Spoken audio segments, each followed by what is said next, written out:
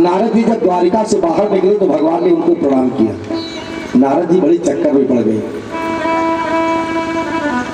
भगवान अपने गृहस्थी का निर्वाह कर रहे हैं। माताओं बहनों भगवत भक्तों, ये याद रखना गृहस्थी में कैसे रहा जाए, गृहस्थी में कैसे रहना चाहिए। एक बात याद रखना, आपके दरवाजे पर कोई अतिथि अभ्यागत आ जाए तो उसकी ढंग से सेवा करना, ये मांग करके कि ना जाने किस वेश में बाबा मिल जाए भगवान में। महाराष्ट्र के एक प्रसिद्ध संत थे, उनका नाम था नामदेव। एक बार वो रोटी बना रहे थे, मैं लाइनें दे रहा हूं, जरा आप लोग समझ लेना, बस ज्यादा खोलने का समय नहीं है। नामदेव ने बनाई रोटी, कुत्ते ने उठाई रोटी, और पीछे घी का कटोरा लिए जा रहे कि रूखी न खाओ, थोड़ा घी भी लेते जाओ। तेरा मेरा एक नूर फिर हुजूर का है, शकल बना ली स्वान की, और मुझे ओढ़नी ओढ़ा दी इंसान की। कड़कड़ में झांकी भगवान की, किसी सूझ वाली आंख ने पहचान की। भगवान ऊपर नहीं, तुम्हारे माँ बाप तुम्हारे ईश्वर है, तुम्हारे गुरु तुम्हारे नारायण है। ये भावना मन में रखो, भगवान का दर्शन इसी लोक में तुम कर सकते हो, संभव। माता में, पिता में, गुरु में, इन्हें देखो तो दृष्टि तो अपनी खोलो, तुम्हें परमात्मा नजर आएगी। अपने गृहस्थी को कैसे चलाना, माताओं बहनों, अपने अपने घर में एक तुलसी का पौधा गमले में लगा करके आंगन में जरूर रखना। और अगर आप वास्तव में हृदय से चाहती हैं कि आपके परिवार का कल्याण हो, तो उन तुलसी के नीचे हमेशा दीपक 12 महीने जलाइए। ऐसा नहीं कि कार्तिक में तुला लगा है तब आप जला रहे, बाकी कोई बदल नहीं। डेली एक दीपक तुलसी जी के नीचे जलाओ। घर में भोजन तैयार हो, तुलसी का पत्र डाल करके पूरे घर परिवार वालों को खिलाओ। थोड़ी राष्ट्र में सात्विकता लाओ। जो हमारे पुरुष प्रवर्ग हैं, आप जरूर सुबह उठ करके 2 मिनट भगवत आराधना अवश्य करें। मस्तक पर चंदन लगाएं, हृदय में दया, भगवत भक्ति, श्रद्धा, ये सब पाल करके बना करके रखें। ये भागवत श्रवण का लाभ है। भागवत कथा मनोरंजन के लिए नहीं है, ये मनोमंथन के लिए है। मनोरंजन के तो दुनिया में बहुत सारे साधन हैं, लेकिन मनोमंथन का कोई साधन नहीं है। मनोमंथन का अगर कोई साधन है तो वो है श्रीमद् भागवत महापुराण। आज तक भगवान की जितनी रानियां थी वो सब कभी न कभी नाराज हो चुकी थी, लेकिन एक रानी भगवान की रुक्मिणी जी आज तक कभी नाराज नहीं हुई नारायण से। नारायण ने सोचा कि चलो आज रुक्मिणी को परेशान करते हैं। भगवान रुक्मिणी के कमरे में गए परीक्षित जी, और रुक्मिणी जी से भगवान ने क्या कहा, जरा गौर से सुना भागवत के स्तुति। श्री भगवान वाच, भगवान ने कहा रुक्मिणी से,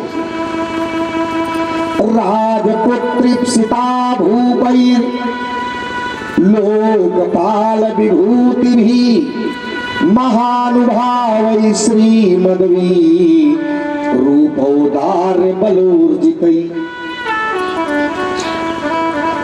राजभ्रो बिभ्रता शुभ्रुम समुद्रम शरणंगतान बलवद्भी कृतद्वयसान् प्रायत्यक्तनृपासनान्। भगवान ने कहा, राजपुत्री, तुम्हें चाहने वाले दुनिया में बड़े बड़े स्वयंवर में तुम्हारे राजा के राजकुमार आए थे, तूने अपना विवाह उन राजकुमारों के साथ क्यों नहीं कर लिया? मेरे साथ विवाह करके तुमने अपनी जिंदगी बर्बाद कर दी और मेरी भी बर्बाद कर दी। देखती हो, इतनी बड़ी धरती है और इतने बड़े धरती पर मेरे रहने के लिए जगह नहीं है। समुद्रम शरणं गतान्, ये समुद्र में मैं द्वारिका बसा करके रह रहा हूँ, इतने बड़े धरती पर मुझे रहने की जगह मेरे लिए नहीं है।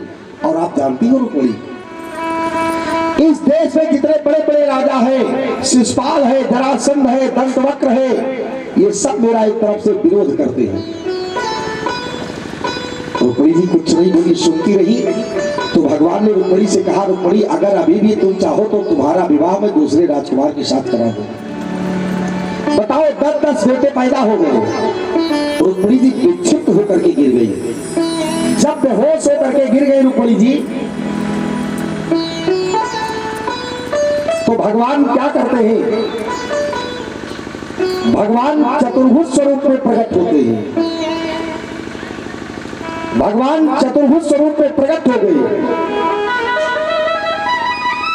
और 2 हाथ से रुक्मिणी को उठाया, एक हाथ से बेना हाथ रहे, एक हाथ से उनके मस्तक पर पानी डाल रहे, उनको लेटाया पर्यंत पर। और जब रुक्मिणी जी की चेतना लौटी तो रुक्मिणी जी ने हाथ जोड़ करके कहा, ठाकुर मैं जानती हूं कि मैं आपके लायक नहीं हूं, मुझे ये पता है कि मैं आपके लायक नहीं हूं। क्यों? क्योंकि आप में हमारे में बहुत फर्क है स्वामी। मैं लक्ष्मी हूं और दुनिया का सबसे नीच आदमी भी मुझे चाहता है, और आप नारायण हो प्रभु, जिन्होंने संसार छोड़ दिया, जिन्होंने घर परिवार सबका त्याग कर दिया, जो महात्मा हो गए, जिनको जिंदगी में कुछ नहीं चाहिए, वो आपका भजन करते हैं, वो संत आपको चाहते हैं। और दुनियादारी में फंसे लोग वो मुझे चाहते हैं।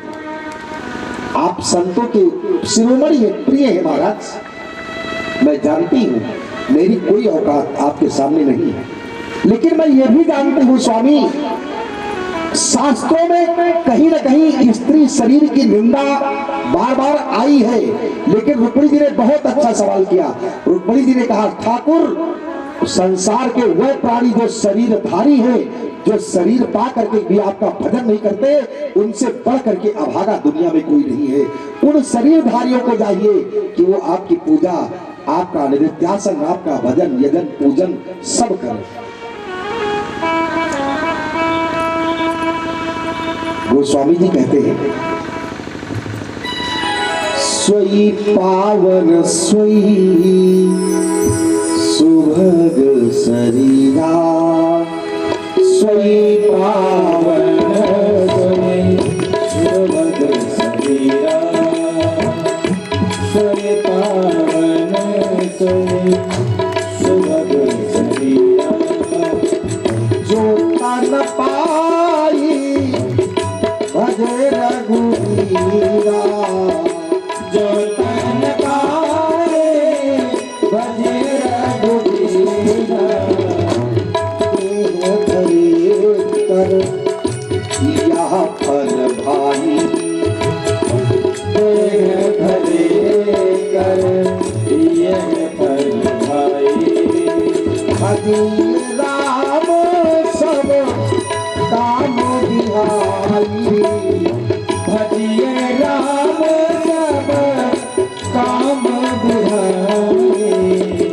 सोई पावन सोई सुभग शरीरा, सोई पावन सोई सुभग शरीरा, जो चल छाड़ी भजे रघुवीरा, जो चल छाड़ी भजे रघुवीरा, सोई पावन सोई सुभग शरीरा, सोई पावन सोई सुभग शरीरा। रुक्मिणी जब रो रही है, भगवान ने उनसे कहा, पगली अयम ही परमो लाभो गृहे सुगृह में धीनाम,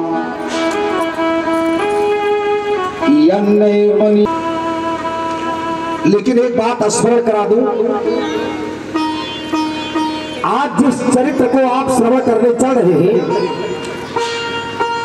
यह है सुदामा चरित्र। प्रायः संसार में भागवत की कथा तब तक अधूरी मानी जाती है जब तक श्री सुदामा जी का चरित्र सामने ना आए। लेकिन एक बात याद रखना, ये आज की कथा जो आप सुनने चल रहे हैं सुदामा चरित्र की, ये केवल भागवत के मूल सारांश में ही सुनने चल रहे हैं, बाकी इधर उधर से कुछ नमक मिर्च नहीं लगा है इसमें। जरा इसको देखिए। विष्णुरातेन संपृष्टो भगवान वादरायणी वासुदेवे भगवती निमग्न हृदयो अब्रवी। और इस भागवत में एक बात और याद रखना विद्वानों, भक्तों, मैं आपके लिए बोल दे रहा हूं। इसमें विष्णुरात है परीक्षित जी। परीक्षित जी को भागवत में विष्णुरात कहा गया। सुखदेव जी महाराज गदगद हो गए, अरे विष्णुरात, बड़ा सुंदर युग है महाराज। ब्रह्मरात संबोधन कर रहा है विष्णुरात को।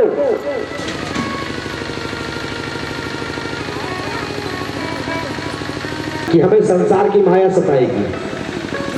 जब भगवान ने आकर के कहा तब पैदा हुई।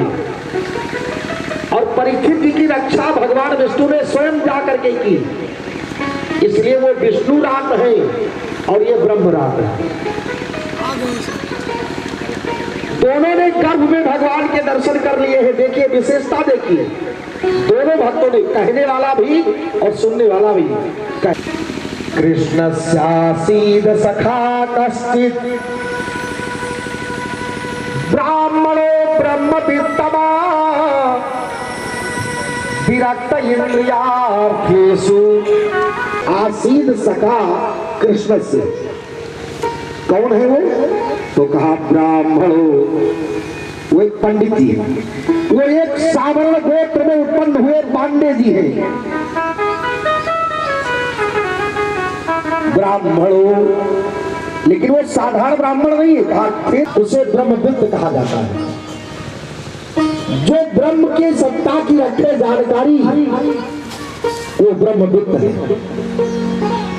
परीक्षित जी, सुदामा जी के पास संसार का धन नहीं है, ये सही है, लेकिन भगवान के नाम रूपी धन के वो महान धनी है।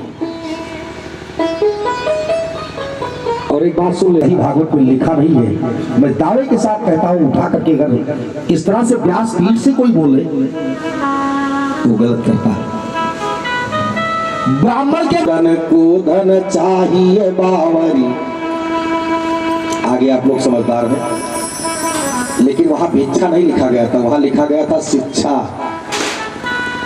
उसको तो मरोड़ करके लोगों ने बेइज्जत करने के लिए समाज को उसको भिक्षा किया। अरे ब्राह्मण भिखारी होता तो निर्णय सिंधु में लिखा जाना चाहिए, धर्म सिंधु में लिखा जाना चाहिए। आज के कवि को कोई रचना करके दे दे, ब्राह्मण भिखारी हो जाएगा। फिलहाल मैं इतना कहूंगा कि सुदामा जी भिक्षावृत्ति नहीं करते थे। भागवत में यह लिखा है कि प्रारब्ध बस जो प्राप्त हो जाता था उसमें वे संतोष कर लेते थे। अगर कोई कुछ दे गया दानवान तो ले लिया, नहीं दिया तो कोई बात नहीं। और एक बात और कहने में गर्व एहसास कर रहा हूं कि सुदामा जी महाराज की जो निष्ठा थी वो डिगी नहीं। और ये भी कह सकता हूं कि इतनी गरीबी अपने समय में किसी ने काटा भी नहीं है। भगवान जब गरीबी दे दे तो उस गरीबी को स्वीकार कर लेना, लेकिन उसमें नियत खराब मत कर लेना। अगर गरीबी में भी नियत खराब हो जाएगी तो तुम कभी नहीं सुधर पाओगे। और नहीं तो एक बात सुन लो, गरीबी काट ले जाओगे तो अंधेरे के बाद, हर रात के बाद उजाला होता है। काल में इतनी ताकत है कि वो सामान्य से कोयले को जला करके हीरा बना देता है।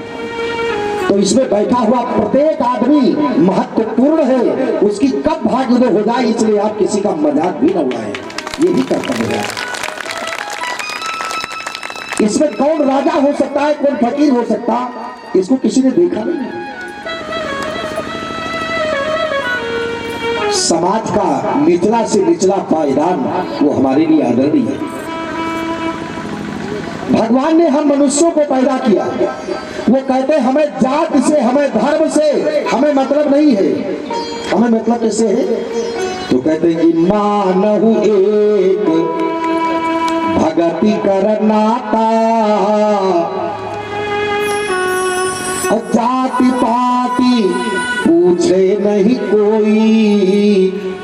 राधिका भजे सोहरी का होए। वो रहीम को भी मिलते हैं राम जी, रसखान को भी मिलते हैं, कबीर को भी मिलते हैं, रैदास को भी मिलते हैं, मीरा को भी मिलते हैं, चांद बीबी को भी मिलते हैं। वो सबके हैं और सब उनके हैं। आइए विषय पर आइए, विषय अनुभूत। सुदामा जी महाराज गरीबी काट रहे हैं। कृष्णस्यासीद सखा कश्चित् ब्राह्मणो ब्रह्मवित्तमा। ये तो उनके विशेषण है। और रहते कैसे हैं? तो कहा विरक्त इंद्रियार्थेषु। वह इंद्रियों के गुलाम नहीं है सुदामा जी। फिर कहते प्रशांतात्मा जितेन्द्रियः। प्रशांत आत्मा, समुद्र के समान गंभीर आत्मा है सुदामा जी की।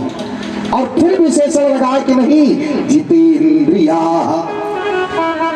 ध्यान देना, एक ही विशेषण का प्रयुक्त अगर 3 बार हो तो व्याकरण कहता है कि वो व्यक्ति बहुत महान होता है, आदर्श होता है। इसको जरा फिर से देखिए विद्वानों। कृष्ण से आसीद सखा कश्चिद ब्राह्मणो ब्रह्मवित्तमा विरक्त इंद्रियार्थेषु प्रशांत आत्मा जितेन्द्रिय। ऐसे ब्राह्मण महाराज सुदामा भगवान को बहुत प्यारे हैं। जब भगवान वृंदावन में थे तो इनके एक मित्र थे श्री दामा, ध्यान देना। और जब भगवान मथुरा में आए तो इनको एक मिला माली, उसका भी नाम था सुदामा। और जब भगवान द्वारिका के राजा बने तो सुदामा उनके मित्र मिलने भी गए। और एक बात और आप नोट कीजिए, सुदामा जी गरीब थे कि आप जानते हैं? तैतरीय संहिता में एक कथा आती है। काशी के महाराज सांदीपनि गुरु जैन में रहते थे।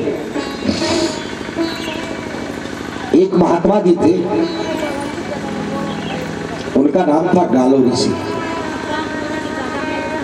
वो कहीं जा रहे थे तो चना लिए थे थोड़ा, उस चने के पोटली को इनके आश्रम पर रख दिया सांदीपनि जी के, और कहा महात्मा जी से ये चना रख लीजिएगा, हम लौटेंगे तब लेंगे इसे, और इस चने को जो खाएगा वो जन्मजात दरिद्र हो जाएगा। श्री दामा जी वहां, सुदामा जी वहां पढ़ते थे उस वक्त, वो इस चीज को जानते थे। वो चना गुरु महाराज ने रख दिया। और जब भगवान कृष्ण बलराम और सुदामा जी लकड़ी काटने गए तो गुरु माँ को पता नहीं था, वो चना उन्होंने उन्हीं को दे दिया खाने के लिए, कहा इसको ले जाना खा लेना। और जब वहां आंधी पानी आई, सुदामा ने एक मीठा चना खाया तो इनको होश आ गया कि ये वही चना है माता जी ने दिया है जो महात्मा देकर के गई। भगवान कह रहे मुझे भूख लगी है, खाने के लिए दे दो। लेकिन सुदामा ने कहा रो और कहा कन्हैया ये आज की तुम भूख बर्दाश्त कर लो, और मैं मेरे मित्र ये चना खाकर मैं दरिद्री स्वीकार करता हूं, लेकिन मैं तुमको दरिद्र नहीं होने दूंगा। ये मित्र के धर्म का निर्वाह वही सुदामा जी कर दिया था, नहीं भगवान की भी वही दशा होती जो दशा सुदामा जी की थी। इसीलिए चना सुदामा जी ने नहीं दिया था गोविंद में। और भगवान सुदामा जी के इस रहस्य को जानते कि अगर मैं आप द्वारिकाधीश हूं तो ये देन मेरे मित्र की है, इसमें उनका आधा हक है। सुदामा जी आजीवन दरिद्र रहे। दरिद्र क्या है? गोस्वामी जी कहते हैं मानस में, नहीं दरिद्र सम दुख जग माही, राम सिया राम। नहीं दरिद्र सम दुख जग माही, राम सिया राम। नहीं दरिद्र सम दुख जग माही, नहीं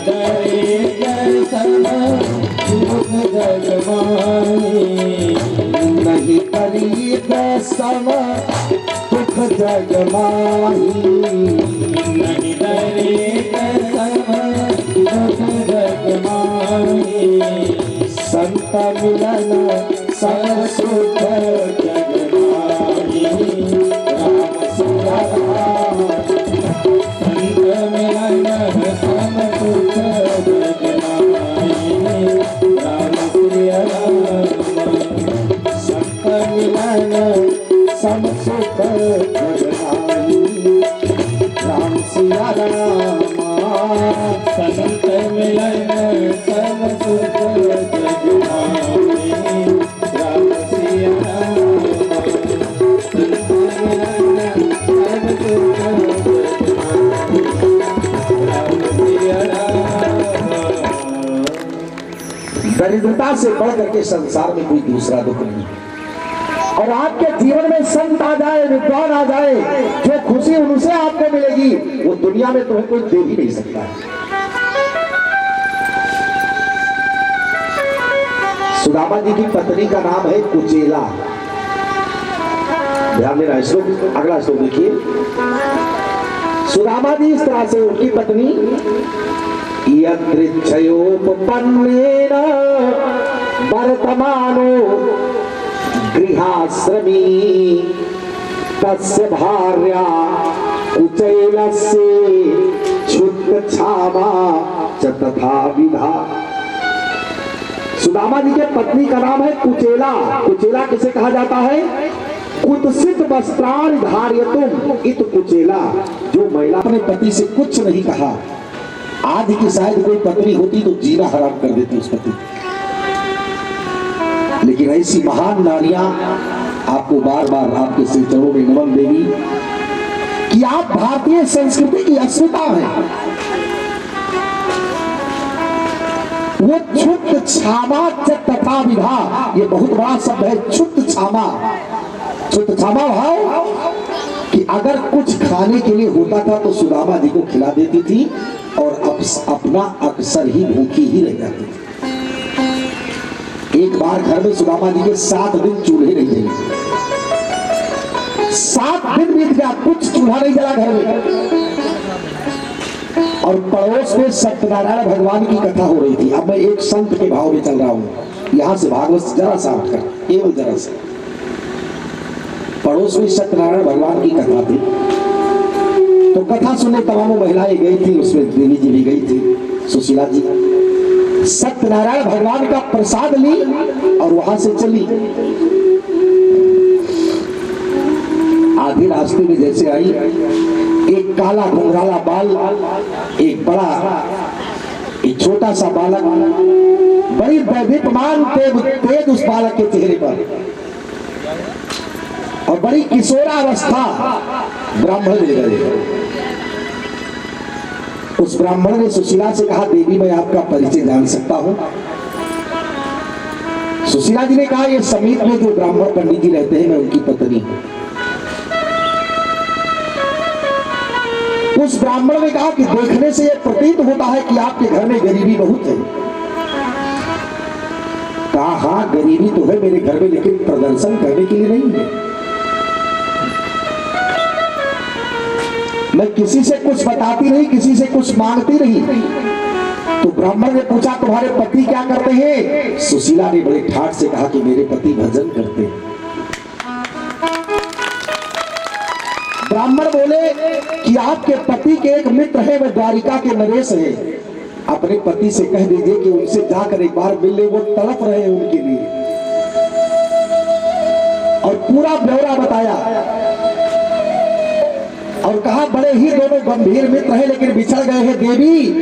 और ब्राह्मण के आंखों में पानी आ गया। ब्राह्मण ने कहा देवी एक परोपकार करना कि एक बिछड़े हुए मित्र को उसके मित्र से मिला देना, ये एहसान मैं आपका नहीं भूलूंगा। और वह अंतर्यामी है, बिना मांगे दे देते हैं, सारी कमी पूरी कर देते हैं, और आपके पति उनको भूल गए। इतना कह करके वो ब्राह्मण रोने लगे और कहा देवी मैं आपसे हाथ जोड़ता हूँ, आपके चरणों में प्रणाम करके कहता हूँ कि एक बार इन दोनों बिछड़े हुए मित्र को मिला दो। सुशीला जी लौट करके घर आई और सुदामा जी को प्रसाद खिलाया। सुदामा जी प्रसाद खाए, पानी पिए। और ये ब्राह्मण कोई और नहीं, ये भगवान खुद तड़प रहे थे कि सुदामा अब तो द्वारिका में तुम चरण रख दो। भगवान ही आमंत्रण देने गए थे, ये दूसरा कोई ब्राह्मण नहीं था, कोई पंडित नहीं था। भगवान खुद गए थे बुलाने के, सुदामा अब चले आओ। आप बताओ, अगर वो भिखारी होते तो अपने 82 साल की अवस्था में सुदामा जी द्वारिका गए, इसके पहले नहीं जा सकते थे। सुशीला ने अपने पति से कहा कि ननु ब्रह्मण भगवता सखा साक्षात श्रियापति ब्रह्मैर शरैरश्च भगवान सात्वकर सभा। स्वामी, मैंने सुना है कि लक्ष्मी के पति ही आपके मित्र हैं और वे बड़े ब्राह्मण हैं, वे ब्राह्मणों की बड़ी इज्जत करते हैं, आप वहां क्यों नहीं जाते हैं? मैंने सुना है कि दुनिया के दीन और गरीबों के वे बड़े मसीहा हैं। मेरी प्रार्थना है कि आप एक बार द्वारिका जाइए। आज 1 महीने से यही साड़ी मैं धोती हूं और इसी को पहन करके रह रही हूं महाराज। मैंने कभी आपसे अन्न की याचना नहीं की, मैंने कभी आपसे वस्त्र की याचना नहीं की, मैंने आपसे कभी गहने की याचना नहीं की, लेकिन मैं अपना हाथ फैला करके आपसे भीख मांगती हूँ कि अपने मित्र के पास एक बार आप जरूर चले जाइए। सुदामा जी भड़क गए, कहा तुम्हारा दिमाग खराब है, मैं भिखारी हूँ, मैं नहीं जाऊंगा। तो कहा मैं इसलिए नहीं कहती हूँ कि आप उनसे कुछ मांग लाइए। कहा फिर तो कहा अयम ही परमो लाभ उत्तम सलोक दर्शनम, अयम ही परमो लाभ सह एवं भार्या विप्रो। जब सुदामा जी बिगड़ गए ना कि हम नहीं जाएंगे, तो जरा श्लोक देखिए भागवत जी का। सा एवं भार्या विप्रो बहुसा प्रार्थितो मृदु, अयम ही परमो लाभ उत्तम श्लोक दर्शनम। स्वामी, मैं ये नहीं कहती, मैं तो प्यार से कह रही हूँ और इसलिए कह रही हूँ कि आप चले जाएंगे तो कम से कम एक बार उनका दर्शन तो हो जाएगा। तो सुदामा जी ने कहा ठीक है चला जाऊंगा, लेकिन प्रिय एक बात मेरे अंदर का सूट रही है। सुदामा जी की आंखें भर आई, गला अवरुद्ध हो गया। कहा देवी, मित्र के घर, कन्या के घर, गुरु के पास और मंदिर में खाली हाथ नहीं जाना चाहिए। खाली हाथ जाने वाला व्यक्ति दरिद्र हो जाता है। और वो तो मेरे मित्र हैं, मेरे पास क्या रखा है, मैं क्या लेकर जाऊं। सुशीला जी गांव में गई और उन्होंने क्या किया, याचित्वा, श्लोक देखते रहिए, याचित्वा चतुरो मुष्टिं विप्रान पृथक तंडुलान। 4 मुट्ठी चावल और चूरा मांग करके लाई सुदामा जी की पत्नी। और ये नहीं मांग करके लाई भीख, कहा मेरे पति द्वारिका जा रहे हैं, वो जब लौट करके आएंगे तो हम तुम्हारा चावल तुम्हारा वापस कर देंगे। 4 मुट्ठी चावल लेकर के आई। इतना बड़ा कपड़ा कहीं नहीं मिला उस चावल को बांध दे। आप सोच सकते हैं कितनी बड़ी गरीबी थी। जो साड़ी पहने थे उसी के पल्लू को चीर करके उसी में चावल बांध दिया, सुदामा जी को दे दिया। और सुदामा जी चल पड़े। कहां से? पहाड़पुर है महाराष्ट्र में, सुदामापुरी जहाज बनी हुई है, वहां चलते हैं द्वारिका की तरफ। द्वारिका का अहमदाबाद से आगे एक लंबी जर्नी है, यात्रा भी है। इसमें बहुत लोग बड़ा बवाल बताते हैं। सुदामा जी रास्ते में बेहोश हो गए, गरुड़ आए उठा कर लेकर गए, भगवान की माया आई, ऐसा कुछ भागवत में नहीं लिखा है। और ना मैं कहना चाहता ना मैं उस पर टिप्पणी करना चाहता। सुदामा जी चले भगवत स्मरण करते हुए यात्रा कर रहे हैं और चल रहे भगवत स्मरण कर रहे हैं। कृष्ण संदर्शनम मह्यम कथम स्यादित चिंतयन्। वो 82 साल का ब्राह्मण भगवत चिंतन करते हुए चला गया।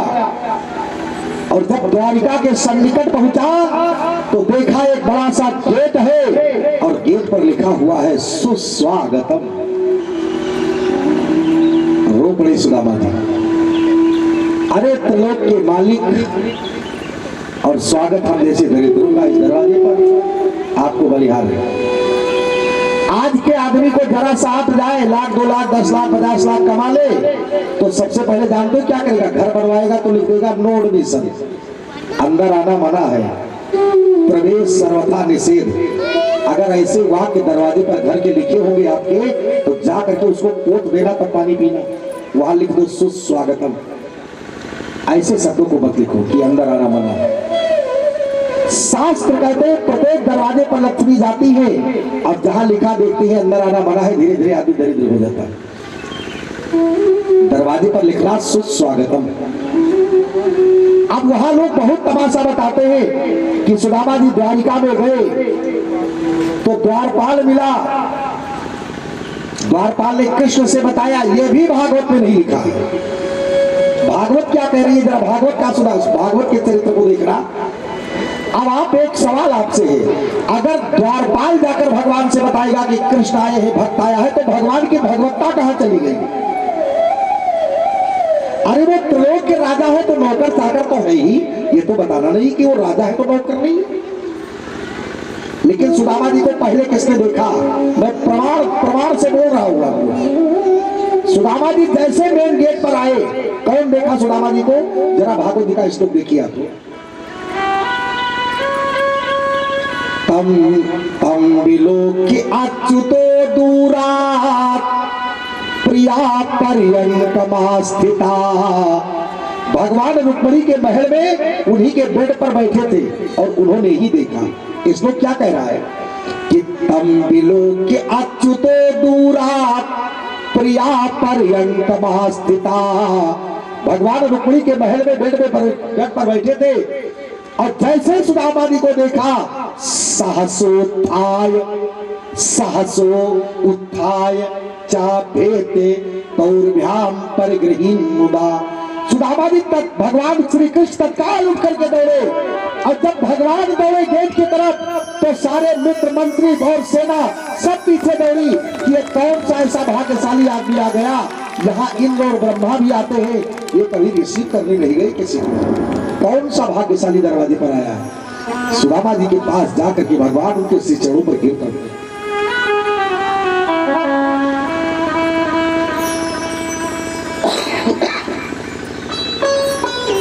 सख्यु प्रियस्य विप्रसे रंग संगात निप्रता प्रीतोप्यमुंचद बिंदून नेत्राभ्याम पुष्करीक्षणा।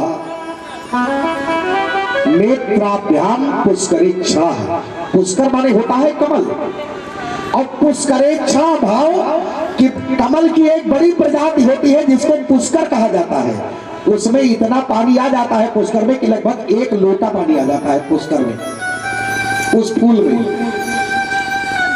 भगवान की आंखें उसी कमल के फूल के समान खिल गई परीक्षित, और भगवान सुदामा जी को पकड़ करके अंक भर भेटे और उसके बाद ला करके रुक्मिणी जी के महल में उनको पर्यंक पर बैठा दिया। रुक्मिणी जी भगवान सुदामा का चरण पकड़ कर बैठे हैं और रुक्मिणी जी बेड़ा हाथ रही है। देखो, देख रहे परीक्षित, ये भक्ति की ताकत है कि जो ब्राह्मण जीवन भर श्री विहीन रहा, लक्ष्मी जिसको अटी रही, आज वही लक्ष्मी खड़ी होकर के उसी ब्राह्मण को बेड़ा हाथ रही है। ये भगवान की भक्ति का प्रादुर्भाव है। कुछ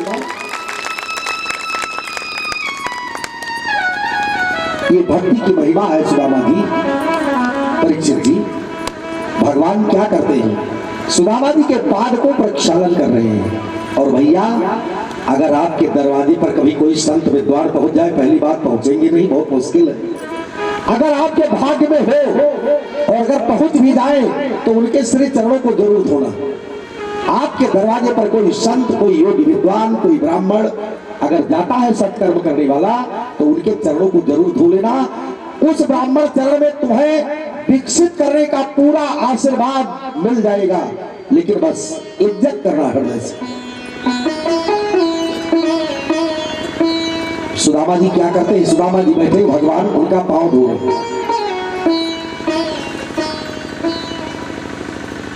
कवियों ने बड़ी सुंदर परीक्षाएं दी है कि ऐसे बिहाल विवाहिनी सो पग कंटक जाल लगे पूरी जो। और भगवान करे हाय महादुख पायो सखा तुम आए ते न किते दिन को। और देखी सुदामा की दीन दशा करुणा करिए करुणा निधि रो। फिर हुआ क्या कि पानी परात को हाथ छुओ नहीं नैनन के जल सो पगलो। भगवान ने सुदामा जी के पाद का प्रक्षालन कर दिया। नेत्र पुष्करे क्षणहा श्रीमद् भागवत। उन्होंने पानी नहीं छुआ, आंखों के आंसू से सुदामा जी के श्री चरणों को धोया, उनके मस्तक पे चंदन लगाया, उनकी पूजा की, उनका आदर किया, उनका सम्मान किया। शाम को सुदामा जी स्नान ध्यान करके पूजा पाठ करके खा पी करके बैठे तो भगवान ने कहा मित्र मेरी भाभी ने मेरे लिए कुछ दिया है। सुदामा जी ने कहा कुछ नहीं दिया। लोग कहते हैं कि वो दरिद्र से देना नहीं चाहते, देखे नहीं। सुदामा जी ने सोचा कि मित्र अगर अकेला होता तो मैं दे देता, ये राजा है और इनकी रानियां भी है, ये चावल दूंगा तो हो सकता है इनकी बेइज्जती हो, लोग कहेंगे ये कैसे मित्र। अगर आपका कोई मित्र भैया लाख 2 लाख रुपए महीने कमा रहा है और कोई बहुत बड़ा उद्योगपति है, कोई मिनिस्टर है, नेता है, उनके दरवाजे पर आप जाइए तो 2 रुपए का उपहार देने में थोड़ी शर्म लगेगी। जहां पर आप 1000 रुपए किलो की बर्फी पानी पी रहे हो, उनके बेटे को 2 रुपए का बिस्कुट दे पाएंगे, बहुत असंभव है। सुदामा जी शर्म के मारे कहा ये अकेले होंगे तो मैं दे दूंगा। लेकिन परीक्षित भगवान सर्वात्मा सर्वदर्शना, उन्होंने क्या किया, उस चावल को लेकर के 2 मुट्ठी खा करके 2 लोग का मालिक बना दिया। और जब भगवान दान दे रहे थे तो रुक्मिणी जी ने हाथ लगा दिया। आप देख रहे परीक्षित, कुचैलम मलिनम छामम दिदंधम निसंततम देवी परिचर साक्षात चामर व्यजनेन वै। देख रहे हो परीक्षित, वो ब्राह्मण जिसका कपड़ा भी शरीर पर ठीक से नहीं है, जो मैला कुचैला पहने हुए और इस तरह से बैठा हुआ है, आज वो अरिमा महिमा लघिमा गरिमा प्राप्ति प्राकाम ये सिद्ध और वसिद्ध, ये 8 सिद्धियों की अधिष्ठात्री देवी लक्ष्मी उनको बैठ करके चामर और व्यजन माने पंखा हिला रही है। पर्यंकस्थाम श्रियं हित्वा परिस्वत्तो अग्रजो यथा। अब अंतःपुर में जितने सेवक सेवकनियां थी महाराज, दासियां, 16,108 राज्यों में चर्चा फैल गई कि कोई ब्राह्मण इस तरह से आया है। सब भगवान को देखने के लिए, सुदामा जी को देखने के लिए आ गई महाराज। फिर क्या हुआ, सुदामा जी 1 रात द्वारिकापुरी में रहे। ये भागवत के प्रमाण से बोल रहा हुआ आपको, केवल 1 रात रुके हैं। और भगवान ने शाम को नवीन वस्त्र दिया। सुबह जब सुदामा जी चलने लगे तो वो वस्त्र उनका वापस कर दिया, मैला कुचैला, कहा यही पहन लीजिए, हमारा वाला निकाल दीजिए। वो वस्त्र पहनकर भगवान इसलिए नहीं भेजे कि अभी लोग कहेंगे कि कुछ दिए हैं बाबा को, बाबा लिए जा रहे हैं। ये मित्र की मित्रता का द्योतक है कि अगर मित्र की मदद करें तो किसी से कहिए मत। अब महाराज सच्चे मित्र मिलते कहाँ हैं, ऐसे पूरी जिंदगी गंवा दीजिए, कहीं 1 आध 2 टकरा गए, आपके भाग्य में होगा तो, और नहीं तो बड़ा मुश्किल है। ये संसार वाले ये अपना ही काम बताएंगे। मैं जब कभी दिन में खाली रहता हूँ तो दिन में 200-250-300 टेलीफोन में दिन भर सुनता हूँ, जिस दिन मौका होता है। और 300 फोन में जब मैं देखता हूँ तो ज्यादा ज्यादा 10 से 15 फोन ऐसे होते हैं जो कहते हैं महाराज जी मैंने इसलिए फोन किया कि आप कहाँ हैं और कैसे हैं, आपका हाल चाल नहीं मिला। बड़ी खुशी होती है कि लगता है कोई अपना है जो इस तरह से जिसको दर्द है जो मेरे लिए पूछ रहा है। और बाकी जब काम करेंगे तो फिर वो तो फोन करेंगे तो काम ही बताएंगे, महाराज जी ये है, महाराज जी वो है, ऐसा है वैसा है, खुद भी तंग और हम लोग। आइए सुदामा जी दिव्य लोक में उस धन से प्रजा की रक्षा कर रहे, भगवत दर्शन हो गया है।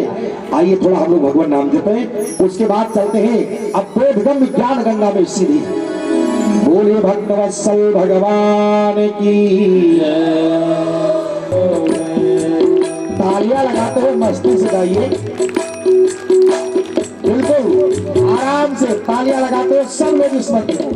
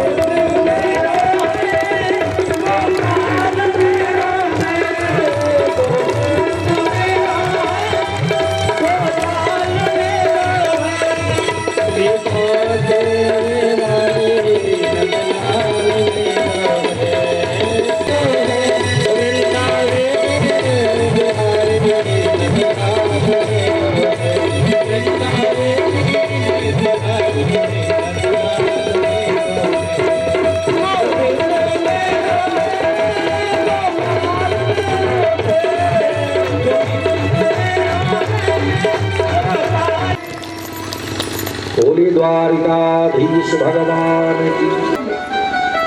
नहीं तो सब मिट्टी हो जाएगा।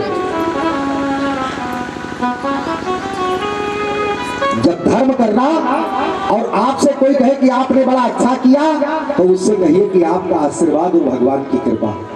कभी ये मत कहना कि मैंने किया। भागवत धर्म का मतलब आप संसार में जो भी कर्म कर रहे हैं उसको परमात्मा को समर्पित कर दो कि भगवान की कृपा से हो। लेकिन ये इंसान बड़ा चालाक है, ये जब हो जाता है तो कहता है देखो मैंने किया, और जब बिगड़ जाता है तो कहता है भगवान को मंजूर नहीं था। ऐसा नहीं होना चाहिए। भक्ति का ये मतलब नहीं है।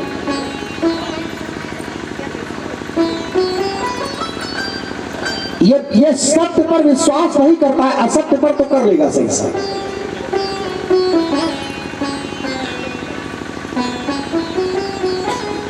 भागवत धर्म का पालन करना जीवन में। इधर भगवान द्वारिका में रह रहे हैं,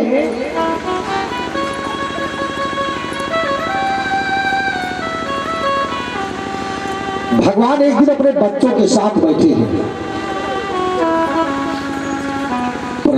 प्रद्युम्न, अनिरुद्ध, सांब, बड़ा लंबा परिवार है यदुवंशियों का।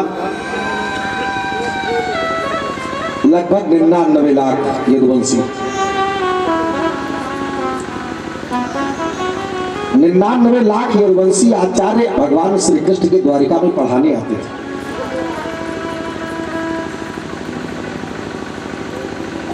एक बात और स्पष्ट है,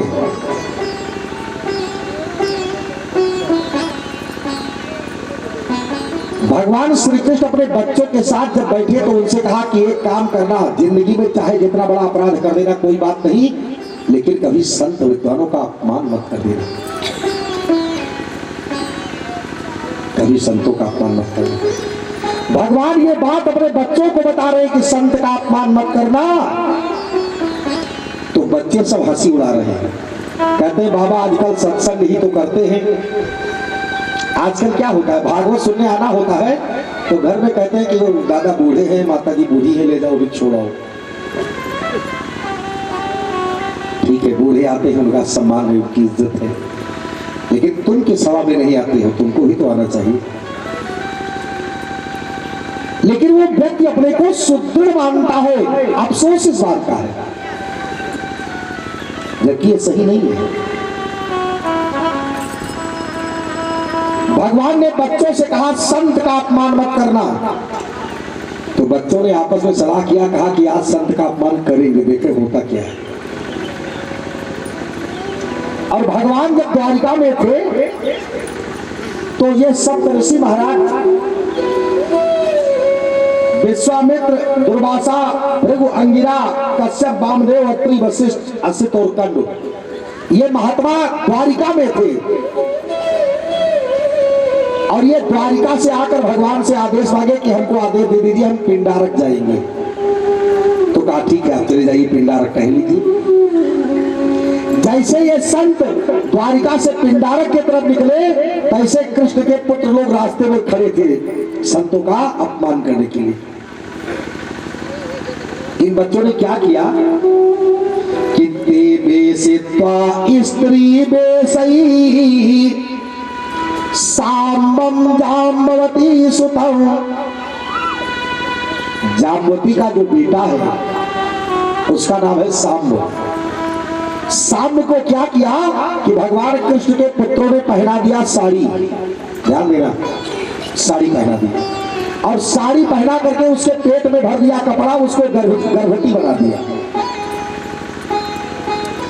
इसमें क्या कह रहा है कि स्त्री बेसई सांबम जाम्बवती सुतम ऐसा पृच्छति वो विप्रा अंतर्वत सिद्धि क्षणा। भगवान कृष्ण के पुत्र हैं सांब, उनको साड़ी पहना करके कपड़ा उनके पेट में भर करके उनको गर्भवती स्त्री बना करके रास्ते में खड़ा कर दिया। और जब संत उधर से निकले तो कहा महाराज ये बहुत शर्मा रही है। प्रष्टुम विलज्जति साक्षात प्रभुता अमोघ दर्शना प्रशोषयन्ति पुत्र कामा किंसिवत्सदनयस्यति। महाराज ये स्त्री गर्भवती है, इसके पेट में क्या है महाराज आप बता दीजिए, बेटा पैदा होगा कि बेटी पैदा होगी, ये शर्मा बहुत रही है। तो संत सब त्रिकालज्ञ थे, हंस पड़े, कहा बेटा कोई बात नहीं, जाओ रास्ता खाली कर दो, मुझे जाने दो। लेकिन कृष्ण पुत्रों ने इतनी जबरदस्ती की, दुर्वासा ने कहा इधर आओ मैं बताता हूं क्या पैदा हुआ। वो क्रोधी महात्मा, उन्होंने कहा इसके पैदा होगा मूसल, जो तुम्हारे यदुवंश को कर देगा नाश, जाओ। संत तो चले गए, लेकिन वो कपड़ा मूसल हो भी गए। और ये बच्चे इतना डर गए कि इन्होंने इस चीज को भगवान कृष्ण से नहीं बताया, बल्कि उग्रसेन से पूछ करके उसको कूच करके समुद्र में डाल दिया। एक जितना बांसी गासी बिहया जितने लाठी डंडा समुद्र में पैदा होते हैं, ये सब उसी के बीज है महाराज। ये बात जब गोविंद को पता चली तो भगवान को बड़ा अपार कष्ट हुआ। भगवान ने यदुवंशियों से कहा कि आप सब लोग प्रभास क्षेत्र में चलिए और वहीं बैठ करके तपस्या कीजिए, क्योंकि वहां बैठने से दक्षक प्रजापति मुक्त हो गया था। आप लोग भी चलिए वहीं। ये द्वारिका आज के 7वें दिन समुद्र में डूब जाएगी। अब संत का श्राप लग चुका है, कोई बचा नहीं सकता। और एक बात सुन लो, संत जब आशीर्वाद देते हैं, संत विद्वान, तो उनको लगता है जिनको वो देते हैं, और संत जब श्राप देता है ना, तो गोस्वामी जी कहते हैं कि कर कल्याण अखिल गय हानि, साधु अवज्ञा तुरत भवानी। और कर कल्याण अखिल गय हानि। संत का श्राप पूरे राष्ट्र को लगता है, और आशीर्वाद वो जिसे देते हैं उनको लगता है। नारद जी महाराज वसुदेव जी को समझा रहे हैं, और इधर भगवान ने कहा कि आप लोग चलिए। जब सारे लोग प्रभास की तरफ जाने लगे,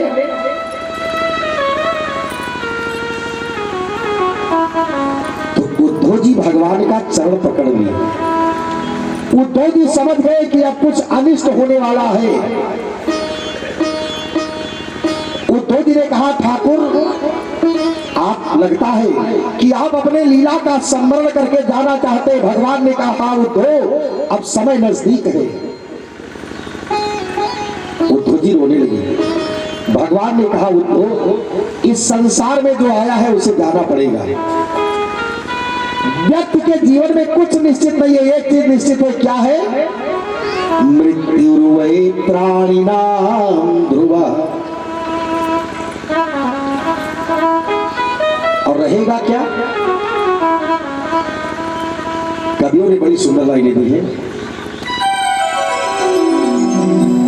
जाएगा जब यहाँ से कुछ भी न पास होगा। जाएगा जब यहाँ से कुछ भी न पास होगा। जाएगा जब यहाँ से कुछ भी न पास होगा। जाएगा जब यहाँ से कुछ भी न पास होगा। तो गज कफन का टुकड़ा, तो गज कफन का टुकड़ा तेरा।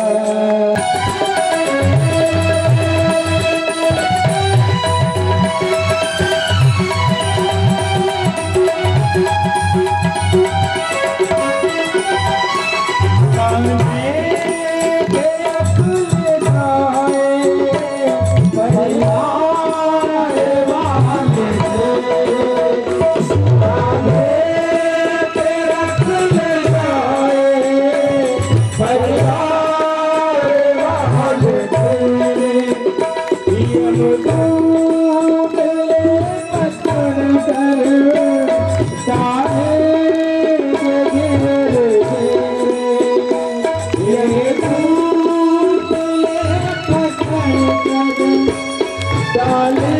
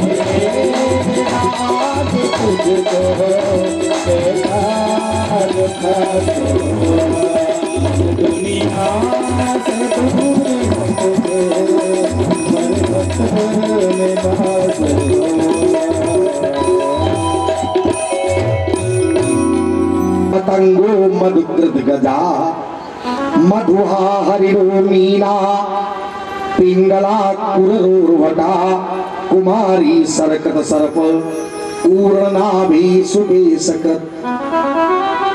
मेरी पहली गुरु है पृथ्वी। मैंने धरती को गुरु इसलिए माना, इसी पर लोग टॉयलेट बनाते हैं, इसी पर हवन कुंड बनाते हैं, इसी पर बड़ी बड़ी खुदाई हो रही है, लेकिन ये धरती क्षमा करती है। मैंने क्षमा करना सीखा है धरती से, इसलिए धरती मेरी पहली गुरु है। मैंने वायु को गुरु बनाया। हवा संसार में दूसरे के लिए चलती है। मैंने आकाश को गुरु इसलिए बनाया कि वो ऊंचा इतना है लेकिन सेवा करता है संसार के